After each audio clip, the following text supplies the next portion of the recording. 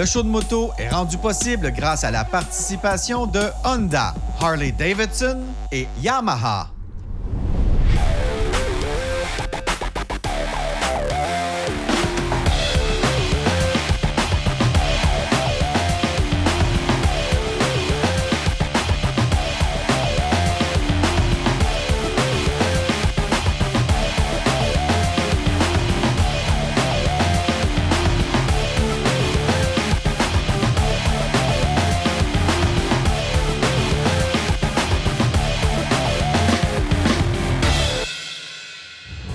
Bonjour tout le monde, bienvenue au show de moto. Cette semaine, on vous parle du Honda Trail 125. On est allé faire un tour au Moto Social Montréal. Et vous savez, dans le monde de la moto, il y a des grandes familles comme les Goldwing chez Honda, les Ninja de Kawasaki, les GSX de Suzuki. Bien, cette semaine, on parle des 30 ans de Duke chez KTM.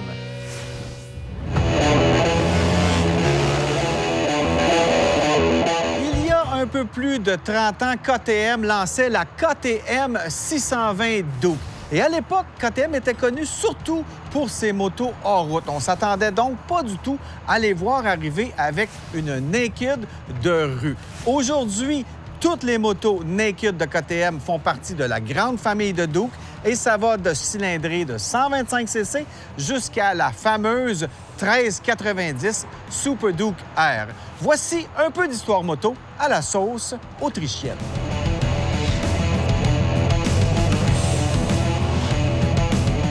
Marc, premièrement, excellent setup d'entrevue, c'est magnifique. On a la famille Duke. Pour les gens qui ne connaissent pas bien la gamme KTM, Duke, c'est la majeure partie de votre inventaire de motos de route, donc des motos de rue. Et ça existe depuis un bout de temps. Donc, je voulais qu'on fasse un peu un survol parce que c'est les 30 ans. C'est pas rien quand même d'avoir une famille chez un fabricant qui dure aussi longtemps. Ça vaut la peine d'en parler. D'abord, ça vient d'où, ça, l'esprit du Duke? Bien, le Duke, ça a été comme l'entrée de KTM dans les routières. En Oui. 1994, il existait déjà d'autres motos avec les moteurs LC4 dont on a vu apparaître dans la Duke 620, Oui. qui est arrivée en 1994. Ça, c'était la moto. On trouvait que c'était comme un ovni. Il y avait deux petites lumières. Quand on regarde ça, 30 ans plus tard, c'était vraiment un peu le début de l'esprit de design particulier des KTM, parce qu'elles ont quand même un look qu'on reconnaît facilement sur la route. À eux, ouais. Oui, quand on suit un peu le monde de la moto, on reconnaît les KTM, juste les phares et le design. Et c'est M. Kiska, qui est encore chez KTM, Oui. qui a commencé à faire ces designs-là. Ouais, Kiska Design qui font pas mal tout ce qui est design de vêtements ou les graphiques de moto, les formes et tout. Ça vient de Gérald Kiska. Donc, c'est ça qui fait l'uniformité de la... C'est quasiment une marque dans une marque. Et si on parle justement de l'esprit des Duke, c'est des motos qui se veulent un peu rebelles. On a vu la dernière campagne marketing, No Bullshit. No bullshit. Donc, Minimaliste. c'est des motos minimalistes, dans l'esprit naked. Hein? Toujours en restant dans la performance, l'innovation. C'est ça qui a fait aussi que le Duke a gardé son étiquette là, pendant ces 30 années-là. D'abord, la 250, petite moto urbaine, une moto d'entrée de gamme pour les gens qui commencent, les gens qui veulent des petites motos de déplacement, quoi. Quelqu'un qui se promène beaucoup en ville ou qui vient de commencer, qui vient d'obtenir son permis de conduire, c'est une belle moto d'entrée de gamme. Donc, une moto pour se faufiler dans le trafic, pour être un peu bad boy, bad girl à sa façon, avec 250 cc. C'est un peu aussi la signature des Duke. Oui. C'est des motos simples, des motos hyper maniables, je dirais même des motos précises.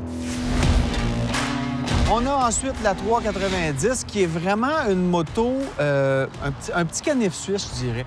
Parce que tu as quand même une belle puissance pour une 400. Moi, je pense que c'est la plus puissante en HP de la catégorie autour de 400 cc. Avec son 44 chevaux. Oui. C'est ça, c'est la plus puissante de sa catégorie. Dans cette moto-là, il commence à avoir un peu de technologie qu'on n'a pas encore dans la 250. On va avoir le Quick Shifter. Ah oui, Ouais, quick la shifter distance. sur le 390. Exactement. Super. Toutes nos motos ont l'ABS, le cornering ABS. L'ABS de virage. On a aussi des éclairages Odell sur toute la gamme maintenant. Exact. On a aussi les tableaux d'affichage TFT qui sont vraiment très beaux, très clairs, très colorés, faciles à lire. Donc, une belle technologie. Bien là, je roule la 390. C'est vraiment une petite moto plaisante, légère, maniable, parfait pour la circulation urbaine. Des petits chemins de campagne aussi comme ça pour aller se balader. La 250 et la 390 ont des nouveaux designs en 2024. Et est-ce que je me trompe ou avant, on avait une 200 comme plus petite moto Duke disponible au Canada. C'était à 200 l'année passée. Maintenant, ils l'ont monté à 250. 390, c'est la même cylindrée, mais on a quand même des motos complètement repensées. Là. C'est pas la même moto que l'année passée, la 390. Non. En aucun point, c'est la même moto. Tout a été changé. Tout a été changé. Suspension, moteur, châssis, les roues.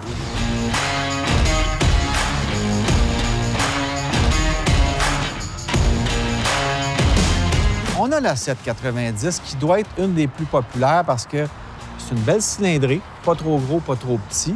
Le prix est en conséquence très aussi. abordable. Et elle est très équipée. Et il ne faut pas les confondre avec les aventurières de KTM, qui sont des motos quand même assez hautes, comme toutes les aventurières. Ce sont des motos de route, donc une hauteur de selle quand même assez abordable pour le commun des mortels qui ne jouent pas dans la NBA, mettons. Et là, les cylindrées, ça change beaucoup. La 790 était là avant. On a eu une 890, c'est revenu. Donc, il ne faut pas trop s'attarder à ça, mais la moto, l'essence même de cette 790-là, c'est une moto, encore une fois, pour s'amuser. C'est une moto qui est le fun à rouler aussi. Est-ce que tu l'as roulé un peu? Ben As-tu oui, eu le temps? certainement. La 790, Ben oui. Qu'est-ce que tu aimes sur ce modèle-là? J'aime son agilité. Oui? Elle est légère, ça freine super bien. La performance du moteur, c'est écœurant. C'est le fun. Puis l'échappement a un beau petit son, très Oui. agréable. En plus, tu mets un petit acrapovic là-dessus.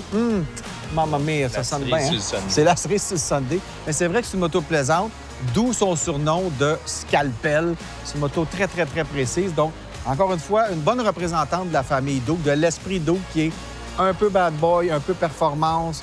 Vraiment des motos pour s'amuser. Il faut savoir que la famille Duke est fabriquée un peu partout dans le monde. Je m'explique. Les grosses cylindrées, comme la 1390, la 1290 et la 990 Duke ou Super Duke, elles sont fabriquées chez KTM en Autriche. Par contre, pour les plus petites cylindrées comme la 250, la 390 et la 790, elles sont fabriquées ailleurs. Mais attends, pas toutes à la même place. Les plus petites, la 250 et la 390, sont fabriquées en Inde selon les standards de KTM, mais ils sont faits par la compagnie Bajaj Auto Limited, avec qui KTM a une association depuis un peu plus de 12 ans. Par contre, pour la 790, on fait affaire avec CF Moto. Rappelez-vous, dans les émissions précédentes du show de moto, on vous a parlé de la CF Moto Ibex 800, la 800 NK également, qui ont un moteur KTM qui a été installé dans une moto de CF Moto. Bien, on a un peu la même chose ici, sauf que cette moto-là est fabriquée par CF Moto en Chine, mais c'est une KTM avec un moteur KTM. Donc, quand je vous dis que tout est dans tout dans le monde de la moto, bien, c'est pas mal vrai.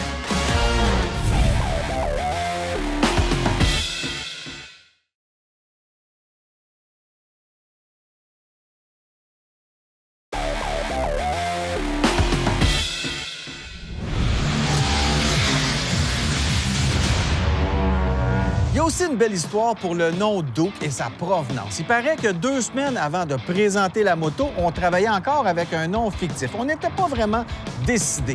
Et c'est là que le nom de Duke est apparu et ça proviendrait d'un légendaire coureur de moto monocylindre dans les années 50 qui s'appelait Jeff Duke et qui courait sur des monocylindres Norton.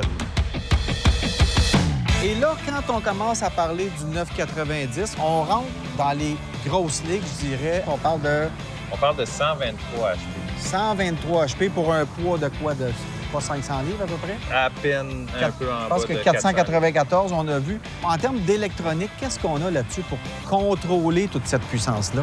En fait, on a tout ce qui sort sur le marché. Là. On a le cornering ABS, le traction control, qui est ajustable aussi en plusieurs modes. Wheelie control? Wheelie control, ça vient avec le traction control. Une chose qui est vraiment intéressante avec cette moto-là, c'est avec les options électroniques, il y a aussi la télémétrie. Ce qui est un peu nouveau, on en voit de plus en plus. On peut voir c'est quoi notre angle maximal qu'on a pris en courbe, notre accélération maximale, notre freinage maximal, puis on peut aussi calculer nos lap time.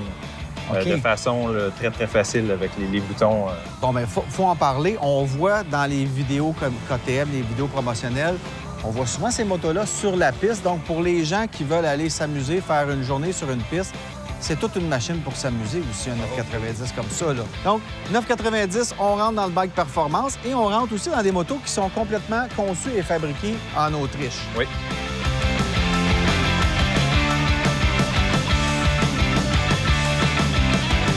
Derrière moi, ma favorite, je dois dire, dans la gamme des Duke, la Super Duke GT, un sport touring, comme on avait dans le bon vieux temps, des motos, je dis sport touring, parce qu'elle est très sportive quand même, la 1290. En fait, c'est la bête déguisée en moto de promenade. C'est comme la bête avec un tuxedo. Exactement. Avec une petite bédaine de mon oncle. La Super Duke GT, c'est vraiment une moto pour faire du sport touring. Il y en avait beaucoup jadis, on en voit de moins en moins, mais c'est encore une moto qui fait du sens. On a de la performance tout en ayant du confort. Alors ça, j'adore ça. Donc, ce qui est intéressant avec la Super Duke GT, c'est que tu as toutes les caractéristiques de la bête, mais tu as un pare-brise plus haut, tu as un réservoir qui est plus grand pour faire la plus longue distance, et puis tu as l'option de mettre des sacoches à l'arrière. Il est vraiment conçu pour les avoir déjà. Tu n'as pas besoin de rajouter un rack ou rien, quoi que ce soit. Donc, ça fait vraiment une belle touring. Et la 1390 Super Duke Evo, qu'on appelle The Beast. Et pour l'avoir essayé, c'est vraiment une bête, une brute, je dirais. Mais quelle moto de performance! Ah, bien là, la 1390, on se garde quand même. 190 HP, de moto ultra puissante avec le Quick Shifter. C'est fait pour dévorer de l'asphalte, mais solide avec de la performance. C'est plaisant, ça marche. Ça vaut le préfixe Super parce que c'est toute une moto, ça. 190 chevaux. 190 chevaux, autour de 500 livres. Donc, beaucoup de puissance et avec une suite électronique sans fin, pratiquement. Ah oui, exactement. On pourrait te montrer la liste. Il y a des options à finir avec ça. Et bien avant que personne ne pense au phare à Dell dans l'industrie automobile ou moto, bien, la KTM Duke 2 avait déjà des phares au Dell et en plus, ils étaient superposés un en haut de l'autre. Pendant plusieurs années, la Duke était la seule à avoir ce type de phare dans la famille KTM. Et bien aujourd'hui, je ne sais pas si c'est un rappel de la Duke d'origine, mais la Super Duke 1390 a encore deux phares comme ça, mais entourés d'autres phares à Dell, donc une excellente luminosité pour faire de la route. Qui est-ce qui achète ça, un Super Duke? C'est vraiment des tripeux, des gens qui aiment la performance. Ouais. J'en ai déjà eu une Super Duke comme ça, en 2018 en fait. Quand je l'ai vendue, le gars, c'est un gars de motoneige, puis il me dit « Ah, écoute, moi, il va falloir que je modifie ça, faut que ça marche. » Je dis « Ben, en tout cas, fais bien ce que tu veux avec, mais je te dis, ça marche déjà beaucoup. » Quelques semaines plus tard, j'ai dit « Puis, t'en es où dans tes modifications? » Il m'a dit « Non, oublie ça, j'ai pas besoin de modifier rien, ça marche déjà. » Ça marche en masse. Mais ce qui est le fun avec les Duke, c'est quand même des motos sportives, mais sans avoir la position des sportives. On voit de moins en moins, sans payer non plus le prix des plaques des sportives. Bon point, une moto naked comme ça, on est dans l'immatriculation standard. Oui, exactement. Et au niveau de la conduite, c'est un peu moins taxant pour le dos. Oui, quand même plus confortable. Oui. C'est sûr qu'on est assujetti au vent. Oui. On n'a pas tant de protection, mais le dos droit, les mains hautes, ça fait une grosse différence. Ça fait une grosse différence. Donc, on peut faire plus de kilométrage sur une moto comme ça que sur une sportive. En tout cas, pour la plupart des gens, ils vont être mieux là-dessus. En tout cas, Marc, c'est pas tous les jours qu'on peut faire un portrait d'une famille chez un fabricant. Et Duke, c'est vraiment une famille très influente dans le monde de la moto. Alors, tu passeras le message à tes collègues qu'on dit bravo pour les 30 ans de Duke. C'est ça. Joyeux anniversaire.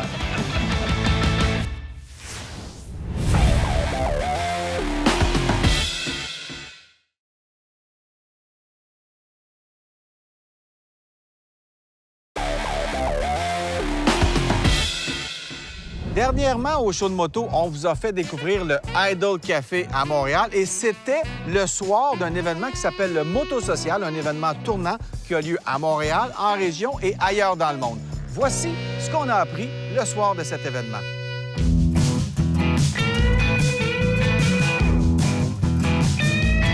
On est est venu faire un tour au Moto Social Montréal. On est avec une des organisatrices, Julie Lemay, alias la fille au casque rouge. Une vraie tripeuse de moto. Toi, Oui. t'en fais beaucoup, là. Je te vois Oui, passer quand sur même. Facebook. Je fais à peu près 10 000 km par année. C'est cool. Donc, je vais travailler en moto, je voyage en moto, puis je fais les motos sociales. Le lifestyle moto. Oui, j'aime beaucoup ça. Puis là, c'est le début de la saison, fait qu'on est content d'être ici ce soir pour lancer ça au Idol. C'est parti d'où cette idée-là de faire un moto social avec toutes sortes de types de motos? En fait, c'est Vic, qui est un gars de Toronto, qui a décidé de partir ça en 2013. Donc, elle est souvent dans des événements moto, puis c'était souvent des regroupements de motos, tu sais, Harley, Sport, tout ça. Puis Les tribus moto, là. les tribus moto, puis il se retrouvait pas vraiment là-dedans, fait qu'il s'est dit, moi, là, j'ai envie de quelque chose où c'est un happening, que tout le monde est là, peu importe le style de moto que tu as, les gens vont se rencontrer, les gens vont discuter ensemble. Donc, il a décidé de créer le Moto Social, que le premier, c'était à Toronto. Puis après ça, il a créé Moto Social Montréal en 2016.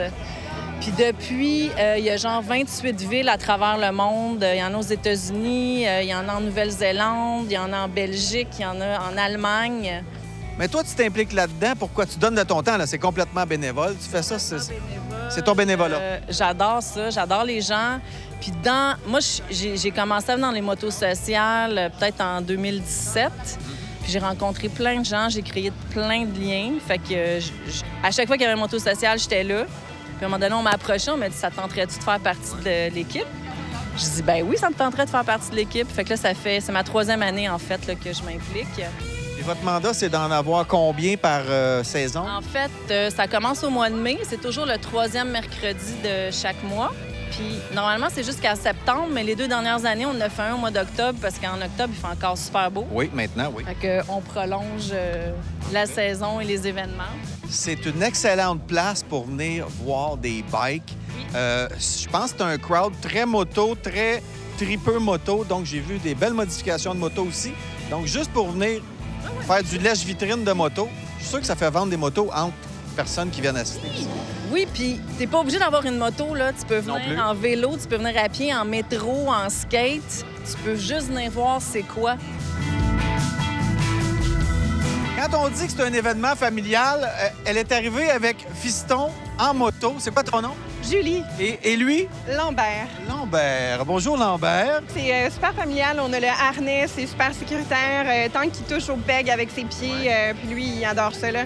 On est aux lumières rouges, il me demande de donner du gaz, puis il dit bonjour à tout le monde. Puis quand on croise des motos, il fait le signe comme ça. Non, mais on est donc accueillants, nous autres, les motocyclistes, hein? C'est vrai. Ouais, c'est Merci, vrai. Julie. Très ouvert, ça me fait plaisir, Éric. Merci. On fait un beau Merci. sourire. Bonne fin de soirée.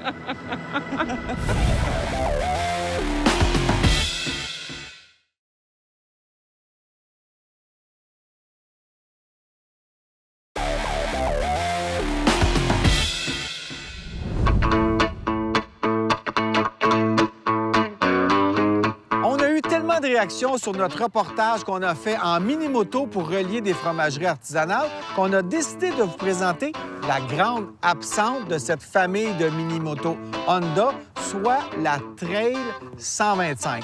Est-ce que ça vous rappelle quelque chose? Cette Trail 125 de Honda est en fait une interprétation moderne d'une plateforme éprouvée qui a attiré beaucoup de pilotes au monde du 2 roues. Convivial, c'est vraiment le mot qui décrit bien cette Trail 125. C'est une moto semi-automatique, donc il suffit de faire le plein, de mettre ça en première et ensuite, on peut partir. Donc, vraiment facile, plaisante, presque ludique à conduire. Bon, je vous montre la séquence. Je suis au neutre. Je mets ça en première en appuyant sur le levier de vitesse vers le bas. Alors, première, je coupe les gaz. J'appuie vers le bas. Je suis en deuxième. Aucun levier d'embrayage ici. Donc, pour les gens qui n'ont pas d'expérience moto, qui veulent se trouver quelque chose de pas compliqué, ben c'est facile. Il n'y a même pas à gérer l'embrayage.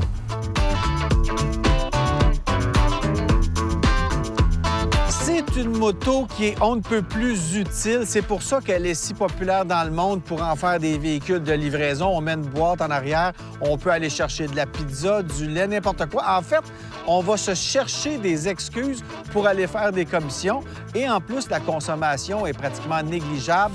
Pour 6 litres, on fait, imaginez-vous, à peu près 200 km. Donc, vraiment, le réservoir n'a pas de fin. Et à 259 livres, avec une transmission semi-automatique, on n'est évidemment pas intimidé du tout. On veut juste se faire du fun. Alors là, j'arrive sur une route de campagne. On va découvrir ce qu'on peut faire en Trail 125 côté vitesse. Le moteur, c'est pas impressionnant. Ça tire juste assez, mais c'est ça, c'est juste assez. On n'a pas besoin de plus quand on est là-dessus. De toute façon, avec les petits pneus, les petites roues, le débattement de suspension est bon quand même. Mais c'est vraiment pour se balader tranquillement. Bien, le Trail 125, c'est exactement pour ça. C'est pas pour rien qu'on en vend depuis 1961 sans presque avoir rien changé. C'est parce que c'est pratique, c'est simple, c'est pas cher, ça coûte rien à entretenir. Donc, toutes ces raisons-là font que le modèle peut rester dans la gamme Honda sans problème. Une première vitesse ultra basse permet des départs rapides après les arrêts au feu rouge. Un autre ajout moderne que l'ancien Trail 125 n'avait pas, c'est l'ABS sur le frein avant, qui est une unité hydraulique à 2 pistons mordant sur un disque de 220 mm. À l'arrière se trouve une unité hydraulique à 1 piston et un petit disque de 190 mm. Et la Trail 125, elle porte bien son nom parce qu'on peut effectivement faire de la trail avec ça. D'ailleurs, c'est pour ça qu'on n'a pas d'ABS sur le frein arrière. On n'a pas à le désactiver pour faire glisser l'arrière sur des routes sablonneuses. Donc, on peut s'amuser. Par contre, il ne faut jamais oublier qu'on est sur une toute petite moto qui va vous amener à bon port, mais tranquillement, il ne faut pas trop la brasser, mais elle va aller partout où vous voulez. Et l'endroit où elle est vraiment étonnante, c'est sur les routes en planche à laver. Elle reste plantée sans aucun problème. Et la selle, confortable, très épaisse, bien, elle aide à absorber les chocs. Bien là, on est sur le terrain de prédilection de la Trail 125. Une petite route de campagne avec des belles petites courbes tranquilles pour profiter du paysage, s'amuser, se balader, se vider l'esprit. C'est ça que ça m'inspire, cette moto-là. On sait qu'on aime ça, faire de la moto pour relaxer puis se vider l'esprit. Bien ça, c'est un bon outil pour le faire.